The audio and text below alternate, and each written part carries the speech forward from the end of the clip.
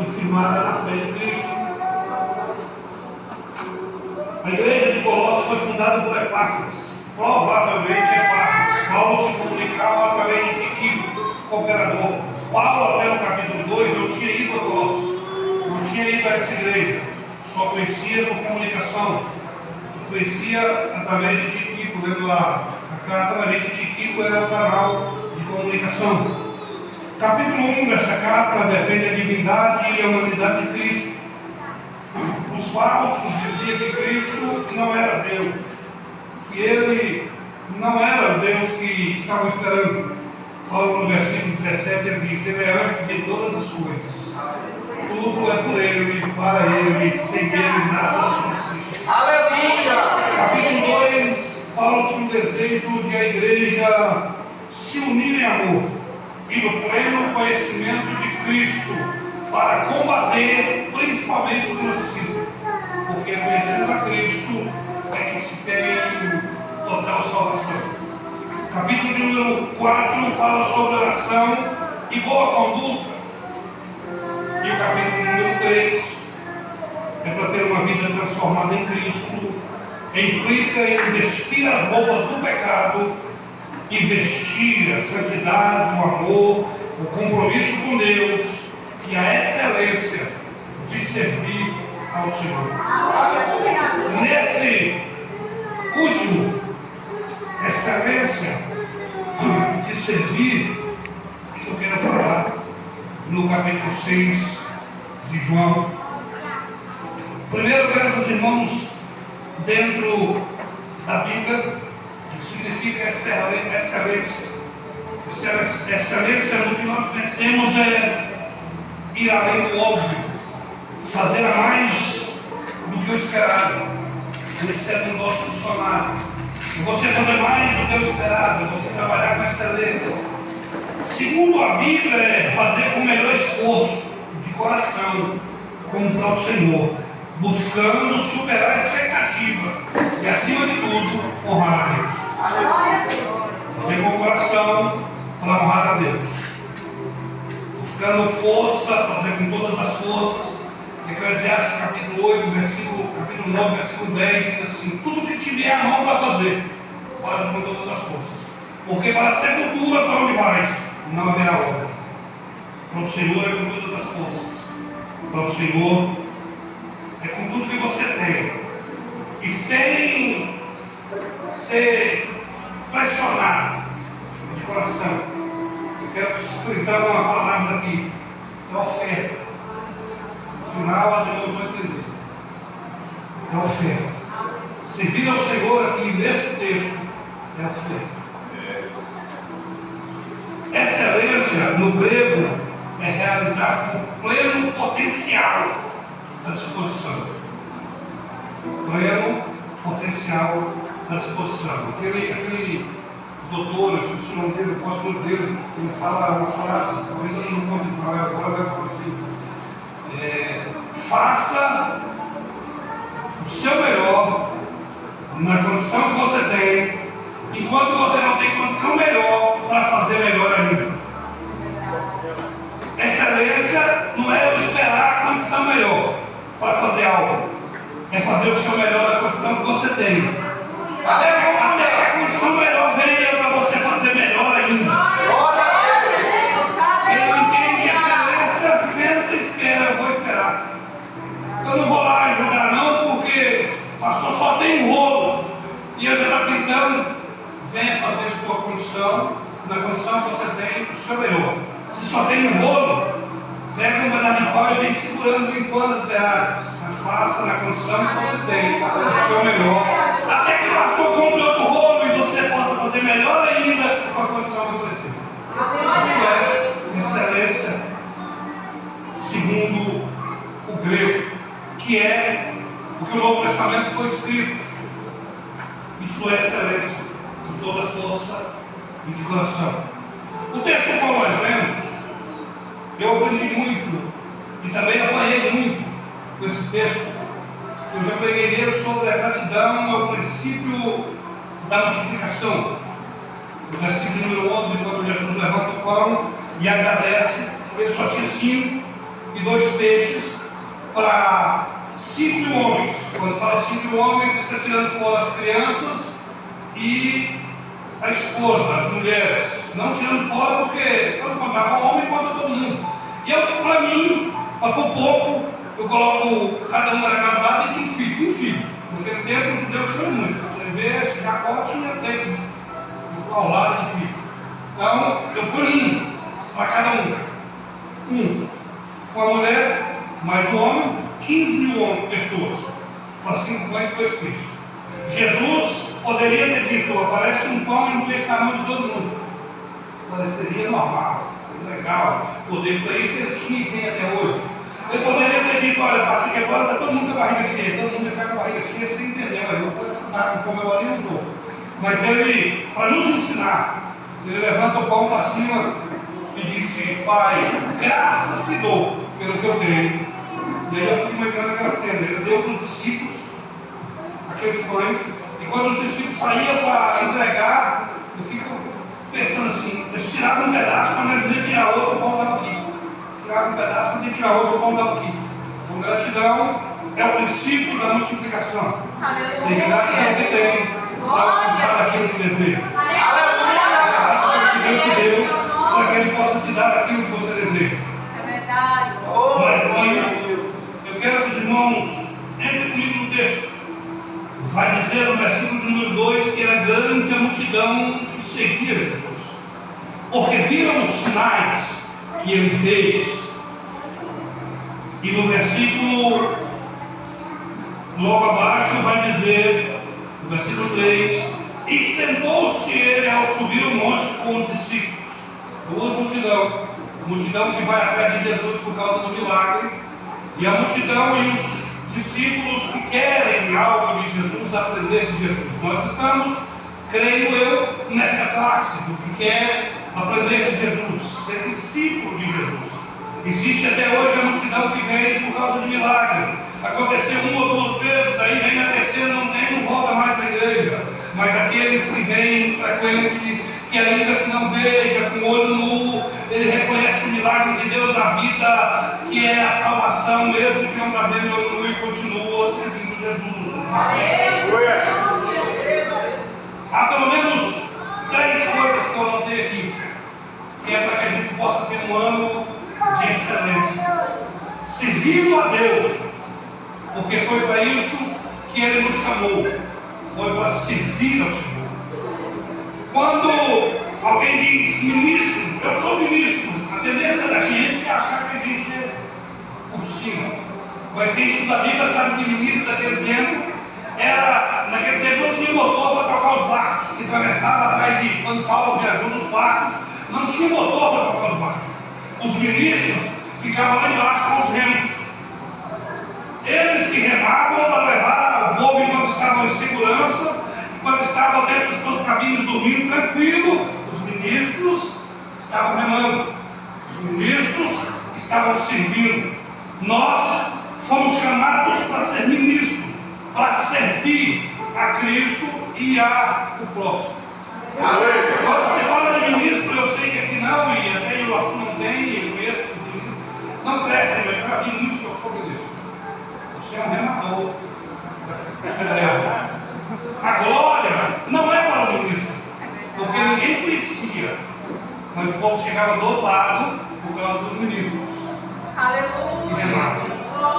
Por isso, quando a Bíblia diz que a glória dele é tudo para ele, ele está dizendo: você pode até pregar bem, você pode até ter o dom, você pode ser até um bom pastor, a sua igreja pode estar crescendo, mas você é ministro. A glória dele.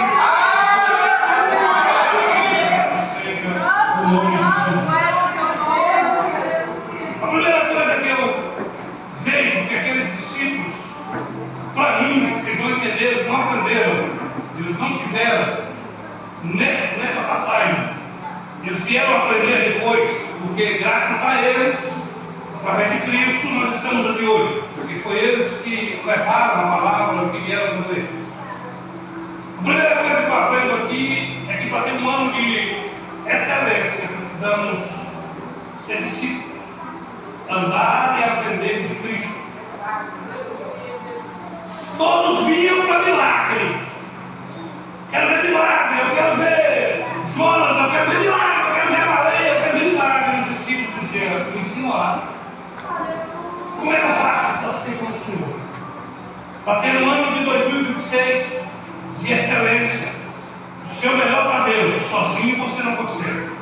Sem aprender aos pés de Cristo você não consegue. Não, mas eu estudo na melhor escola. Paulo estudou na melhor universidade do tempo, com o melhor professor, mas enquanto ele não caiu aos pés de Cristo para aprender de Cristo, ele não pode ser ninguém. Precisamos aprender, ser discípulos de Cristo, se quisermos ser e ter um ano de excelência, para no final do ano podermos contar: olha, eu fiz a obra do Senhor com excelência, como Ele assim nos chamou. Aleluia! Aprender de Cristo, caminhar com Cristo e aprender de Cristo. Paulo chegou a dizer assim: olha, o que eu tenho, nada vale diante de Cristo. O que eu aprendi nesses anos de faculdade, nada vale diante de Cristo. Você quer aprender de Cristo, irmão? Esqueça o que você sabe. Esqueça o que você acha que sabe. E vá aos pés de Cristo para aprender com Ele como é servir. Porque nós somos discípulos. Ninguém aqui sabe muito, porque sempre estamos aprendendo. Precisamos continuar aprendendo com Ele. Ele, segundo Mateus 20, 28, ele fala: eu não vim para ser servido, eu vim para servir.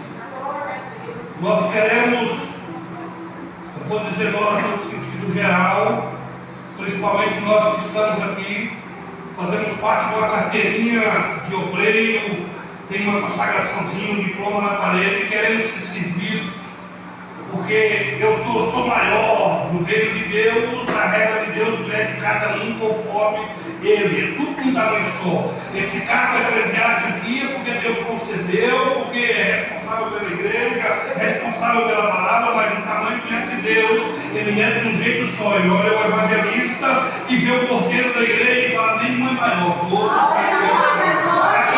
Cristo vai entender que ninguém veio aqui na terra para servir a mim. Eu não vi o evangelho, ele não é para mim. Quem entende o evangelho, entende que o evangelho é eu servindo o próximo. O evangelho não é o próximo servindo a mim. O evangelho é eu servindo o próximo. Jesus disse: olha, eu sou rei, eu sou pai, porém eu não vim para ser servido, eu vim para servir e dar a vida em resgate a todos. Glória a Deus! Lucas capítulo 19, versículo 10 nos ensina mais outra lição. Ele disse: eu vim para os que estavam perdidos, eu vim para os doentes, eu não vim para os santos, eu vim para os doentes. Vai devagarzinho, vocês vai doer, mas vai sarar, vai doer, mas vai aprender. E eu vou contar uma experiência que eu tive, fui abrir um projetando também, uma cidade vizinha. Eu não vou falar porque minha esposa está gravada. Uma cidade vizinha. E acabou um culto, tudo normal, e tinha uma, na frente da igreja grande, dessa largura para a gente ficar na frente. Quando acabou o culto das ruas, aí juntou aquele tanto de crente aqui na frente. Mas pensa num negócio para correr com o trem, foi com o dedo, atravessou para cá e veio com a marquinha no mercado. Eu fui o primeiro a correr para dentro da igreja. Lá dentro da igreja eu apanhei, Jesus me bateu, me torceu, me doeu. Aí Jesus veio para servir quem precisa. Nós queremos um ano de excelência, mas um dedo entra na igreja, senta do nosso lado, a gente passa do lado da irmã ali, porque está fedendo. A gente vê um molhado na rua, um drogado, caído, a gente corta, volta, porque é a vida que nós, um estereotipo que nós achamos que temos que ter, isso não é excelência. Excelência é ser discípulo para aprender com Cristo, que Ele não veio para salvar o que está bom, Ele veio para salvar o que está perdido. Se nós formos olhar, eu não sei vida de ninguém, mas eu dizer a minha. Ser discípulo é olhar para Cristo e saber que Ele veio salvar eu, um ex-drogado, viciado em droga, em bebida, ladrão, que não prestava, que até o pai chegou a dizer: isso não presta, vai morrer na mão do bandido. É saber entender que nós estamos aqui para aprender, servir aquele que precisa. Nessa terra para servir com excelência aquele que precisa. Aleluia! Andar com Jesus aprender. Os judeus têm um ditado que é até hoje, naquele tempo tinha até hoje, que você seja coberto pela poeira do seu Senhor. Glória a Deus. Quando alguém estava aprendendo, ele dizia, seja coberto pela poeira do seu Senhor. Por quê? Porque quando o seu Senhor está andando, você está tão perto dele que a poeira que ele faz joga na sua cara de cobre. Quando você distancia, é porque você não está aprendendo nada. Hoje, eu vim aqui para dizer para nós somos chamados para ser cobertos da poeira do nosso Senhor Jesus. Quer dizer, nós precisamos estar o mais próximo possível. Se até aquela pedrinha que é jogada pelo chinelo havaiana acertar a gente, é melhor ainda. Porque quanto mais perto do Senhor, mais aprendemos e mais somos discípulos. Se tiver milagre de alguém levantar da igreja, a gente dá glória. Se Deus curar um cego, a gente dá glória. Mas se Deus pegar o chicote de nós, a gente também dá glória. É por causa dele, não é por causa do milagre dele.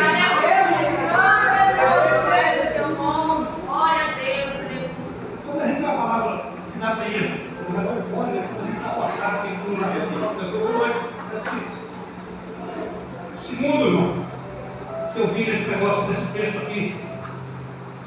Primeiro, discípulos. Era os que aprendem. Porque o ano de 2027, esquece o que você sabe. Esquece quantas vezes você pregou e a igreja glorificou. Esquece quantas vezes você cantou e o fogo caiu. Lembra que você é discípulo de Jesus e tem que a cada dia aprender mais. Como ser como ele. Como ser igual a ele. Eu costumo dizer daquela porta estreita, irmão. Porque aquela porta é a medida de Jesus.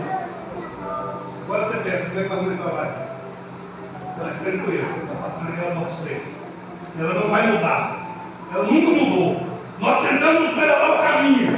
O ser humano tenta melhorar o caminho. Mas pode melhorar o que for, irmão. Chegar na porta, é a mesma. É a medida de Cristo. Só vai passar lá o discípulo que aprendeu, o andou pertinho, juntinho, comendo poeira, pedrinha do chinelo de Jesus, para aprender a ser igual a ele, ser discípulo. Que é o ano de 2026, no final, no dia da virada, você pediu um tempo para o pastor, preciso de pelo menos 10 minutos para quê? Para contar que meu ano foi de excelência, testemunho, porque começou o ano aprendendo de Cristo, andando com Cristo, louvado seja o nome de Jesus. Segundo, irmão, presta atenção no texto. Jesus reuniu todo mundo. E Jesus era acostumado a fazer isso. Os irmãos foram ver no Sermão do Monte, segundo alguns historiadores, ele ficou 6 horas em cima do monte só para aquele sermão. Capítulos 5 de Mateus, 6 e 7. Cada capítulo 2 horas ele gastou para pregar cada capítulo daquele, no monte. A distância que ele saía da cidade do monte, não se sabe quanto, mas toda vez que Jesus saía, era 1 dia, 2 dias, longe. E essa não é a única vez que Jesus não explicou como. Mas ele sabia, os discípulos sabiam que Jesus saía assim. Aí Jesus viu a multidão, e aí eu falo que os discípulos não aprenderam nesse texto. Andavam com Jesus. Na hora da poeira eles ficavam mais longe um pouquinho para não sujar muita roupa, para não fazer desmanchar o cabelo, o penteado, para não tirar muito o arrumado, ficavam meio longe, eles não aprenderam. Porque se eu saio com Jesus, sempre assim. Se quando Jesus sai, a multidão rodia. Jesus veio para servir. Por que eu não tinha pão? Quando Jesus perguntou assim, tem pão aí? O povo está com fome.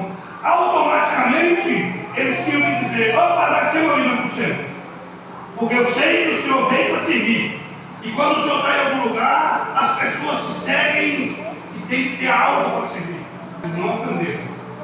Segunda coisa, irmão, nós precisamos aprender a ponto daquilo que aprendeu, nos inspirar a servir o próximo.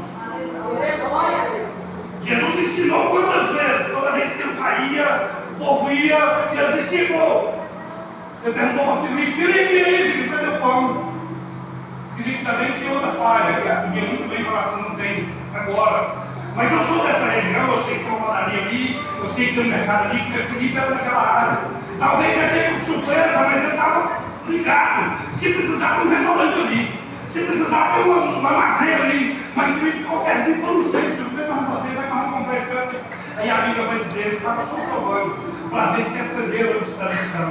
Irmão, preste atenção, não adianta andar com Jesus, não adianta dizer que anda com Jesus, está com Jesus, mas na hora de servir o próximo, a gente não saber o que fazer, a gente não ter o remédio e a gente não ter o pão que servir.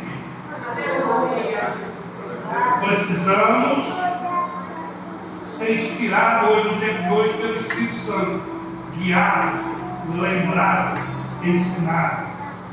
Eu costumo dizer nas pregações que eu prego que nós precisamos dar mais valor ao Espírito Santo de Deus. Enquanto muitos brincam, a gente fala só abrir um TikTok.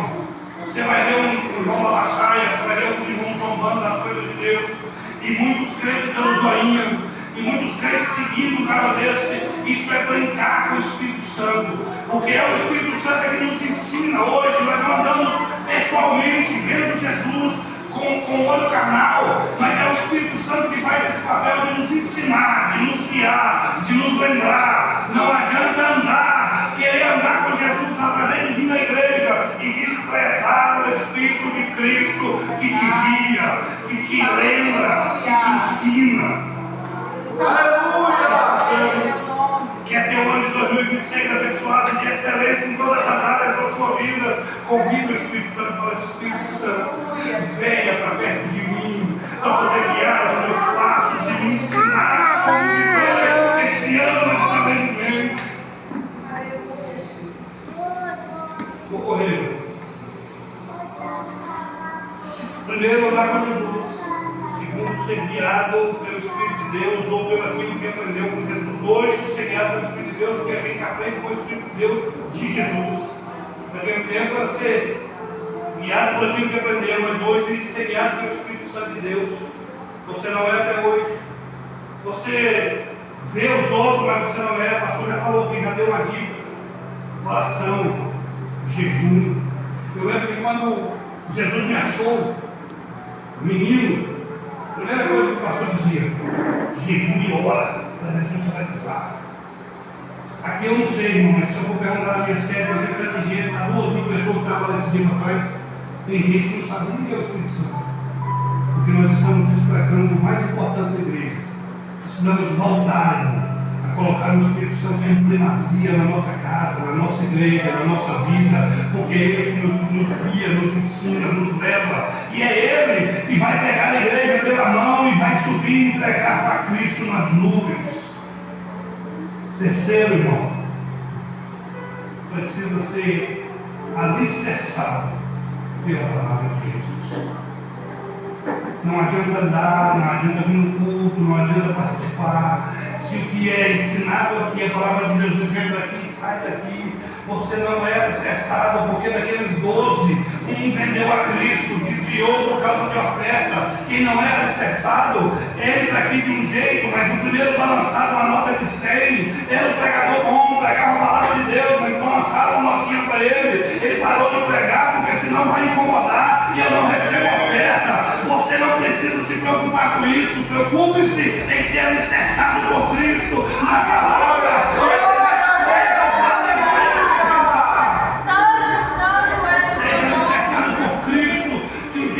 Mover o céu e o céu não o inferno, ou até o segundo céu pode mover contra a sua vida, mas quando você é alicerçado, nada vai te abalar, porque a Bíblia vai te comparar no Salmo 92, versículo 12, como a palmeira. E por que a palmeira, irmão? Vocês já viram um filme ou alguém que já foi, porque lá eu não fui. A palmeira tem 20 metros de altura, existe vento que ela toca no chão. A ponta dela toca no chão, mas ela não quebra, ela não arranca raiz.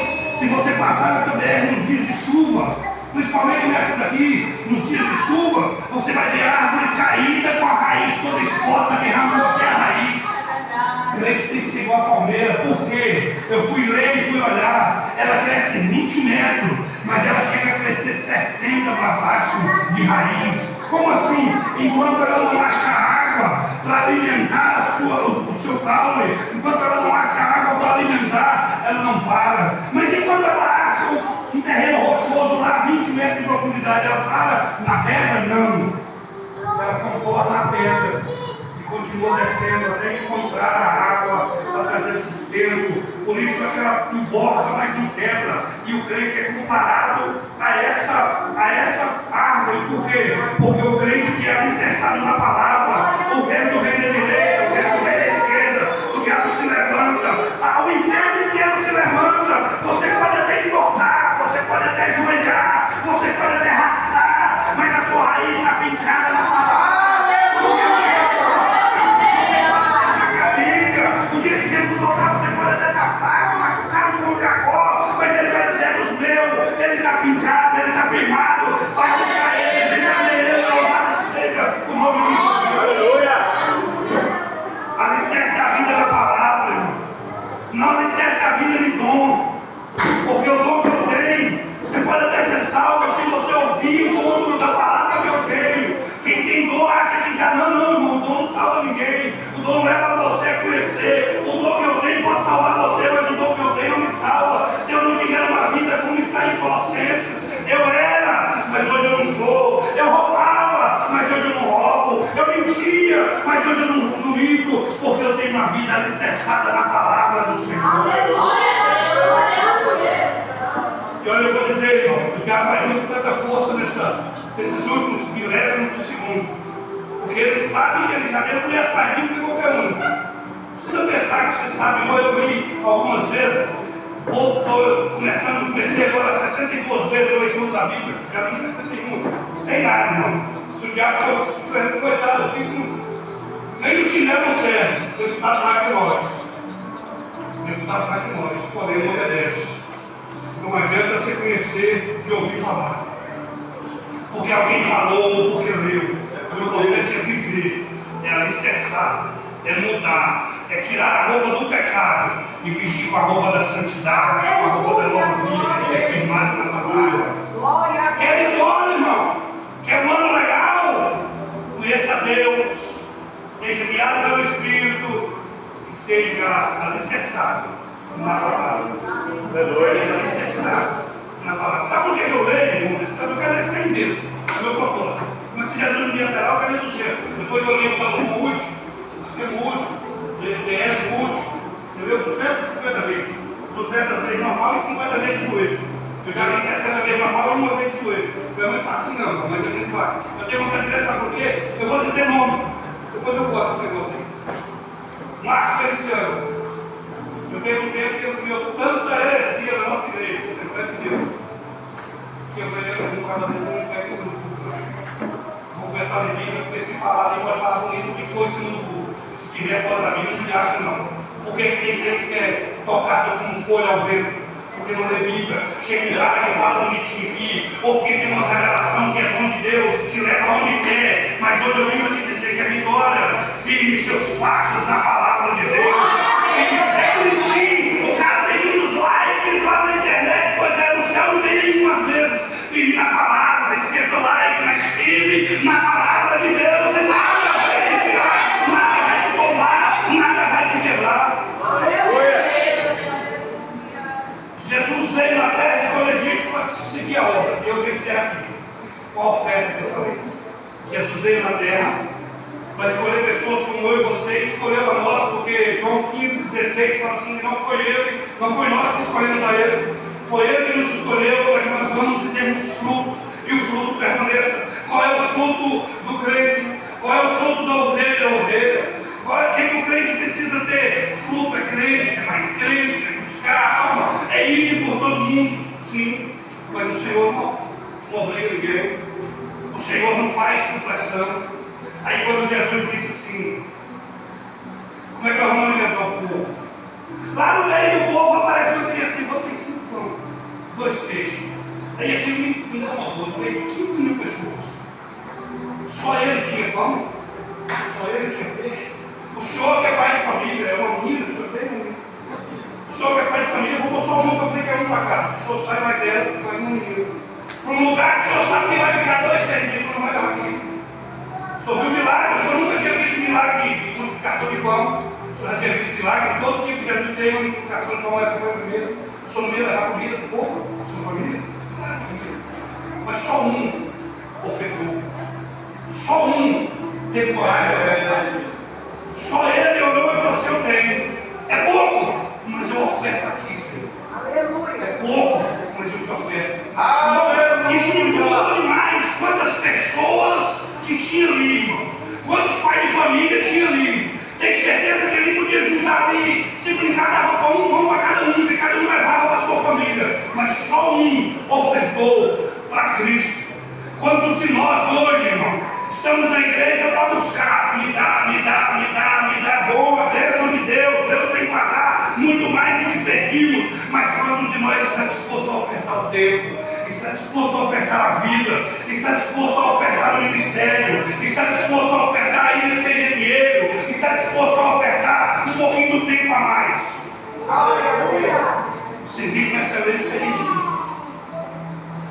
Para as suas coisas, você gasta 25 horas, mas vem uma igreja que receber demais e não tem coragem de ofertar. Qual que é a vantagem de ofertar, irmão? Ele pegou o pão, multiplicou, só tinha 5 e 2. No final sobrou quanto? 12 cestos. Eu tenho certeza que aquele que saiu com 5 pão e 2 peixes, ele voltou pelo menos com um cesto cheio de pão. Porque quem oferta para Deus não volta do mesmo jeito. Quem tem coragem de abrir a mão, eu não estou dizendo financeiramente só não, abrir a vida e dizer: Senhor, é sua. Glória a Deus, Porque aleluia. tem gente morrendo para todos os dias, irmão. Só esse ano, até hoje, eu ouvi, só esse ano, até hoje, já morreu 600 mil pessoas no mundo. Só esse ano, não é no mundo, não é no Brasil não, é no mundo inteiro. 600 mil pessoas até hoje, no mundo inteiro, já morreu. Esse ano, irmão, quantos dias tem? Só esse ano. Enquanto nós não temos a coragem de ofertar. Aquele minutinho que a gente fica em casa jogando no fliperama, aquele minutinho que a gente fica em casa vendo uma novela, em vez de ofertar e falar assim: eu não vou fazer nada, não, mas eu vou pegar um folheto, eu vou para a esquina ali, tem um dedo ali, eu vou entregar um folheto dele. Oferte a Deus, oferte o seu tempo, oferte a sua voz, oferte em vez de na igreja canta, mas lá fora canta rock, canta funk, em vez disso, irmão, lá lavando a sua vacina, louve a Deus, porque o seu vizinho pode ouvir com a sua oferta a Deus, oferte a Deus e tenha certeza, algo de tal, e é o dizer que foi dito na nossa série em 12 pregações, os 12 pregadores falou: Deus não fica devendo nada para ninguém, o que você oferta para Ele, volta quadruplicado, duplicado, multiplicado para a sua vida. Porque a gente vem na igreja e olha para os irmãos fulano, pessoal, Deus, mas eu venho mais que ele. Tem dia que eu não venho, eu venho mais que ele e ele é abençoado, porque com o pouco que ele tem coragem de ofertar a Deus de você. Às vezes está sobrando pão na sua aljava, porque você nunca ofertou. E hoje Deus está dizendo: no ano 2026 é ano de servir com excelência. Oferte a Deus com glória, oferte a Deus o seu testemunho. Fala: Senhor, eu não sei pregar, mas eu vou testemunhar que o Senhor me salvou. Eu era um viciado na droga, o Senhor me salvou. Oferte a Deus lá no seu serviço o seu testemunho de vida. Mas é crente aqui, mas no serviço tem até vergonha de falar que é crente. Oferte a Deus. Ofertar não é só aquilo que a gente... não, mas eu não sei pregar, mas sabe orar. Interceda. O maior pregador de todos os tempos desse herói da fé. A gente olha para ele e fala: ele foi um cara. Eu fui ver a história do Daniel Mesh. Esse pregador, filho, Charles Filho, chamava ele de Pai Mesh. Ele saía: eu vou pregar lá em Nova Iguaçu, domingo que vem. Ele ia 5 dias antes, alugava no espaço e entrava para dentro do espaço. Um dia ele alugou um terreno, era tipo uma pensão e não tinha ninguém para aquele lugar tudo. Vamos fazer um culto aqui. E 3 dias depois, quando o filho chegou, o dono da pensão saiu doido: pelo amor de Deus, olha o que está acontecendo aqui hoje. Ele entrou no porão, onde ele alugou, e em 3 dias só gemendo e chorando. Ele não fala nada, ele não come, ele não bebe, ele está orando. Ele não sabia pregar como Charles Filho, mas ele sabia orar como ninguém. Ele ofertava o tempo da oração. Por causa disso, foi um dos maiores ganhadores de alma, mas é porque tinha alguém ofertando intercessão a Deus. Oferte, irmão. Eu fico olhando e já estou encerrando. Abraão, que era o seu filho, ofertou legal. Aí eu fico imaginando quando Abraão subia por aqui com a oferta, Deus subia de lá com o cordeiro para suprir a oferta que ele ofereceu. sua intenção de ofertar. É você, Deus não força. É você que oferta. Eu quero que os irmãos coloquem de pé. Tem uma curiosidade da Bíblia que esses dias eu fui ver. E, claro, não é eu que estou tendo essa revelação, não. Alguém já teve. Mas o primeiro filho de Jacó foi Rúben. O segundo, Levi. Judá é o líder da família de Jacó.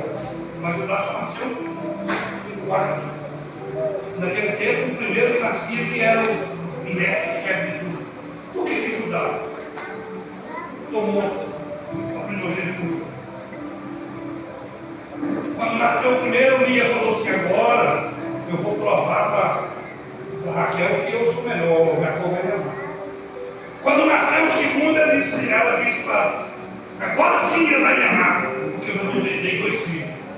Aí nasce o terceiro, que é Levi. Ela pega e fala assim: agora eu tenho certeza que eu ganhei. E ela vem mais um. Aí vem o quarto, ela fala assim: eu agora sou mãe de 4. Eu ofereço isso a Deus. Aí, por isso que Rubem é o primogênito. Porque quando a gente dá para Deus, Deus honra cada um. Oferte o seu tempo. Você quer, quando eu falei isso aqui, me veio na cabeça: nós vamos ter que, não sei quanto tempo, irmão, mas nós vamos mudar daqui. Nós vamos para uma maior, porque Deus vai salvar a partir da hora que você ofertar o seu tempo. Ah, eu não sei pregar, faz igual eu, não sei chegar no tete a tete também não. Prego mais ou menos aqui. No tete a tete eu carrego, eu sou motorista, eu carrego panfleto, eu carrego livro, eu carrego aqueles panfletinhos de pregação. Entra no caminhão, eu já chuto um panfleto. Se a pessoa der espaço, a gente fala. Mas se não der pelo menos panfleto, eu leio. Oferte o que você tem de melhor. Ah, não, mas eu só tenho isso, oferte isso, que Deus vai multiplicar. E você vai ter um ano de excelência diante de Deus.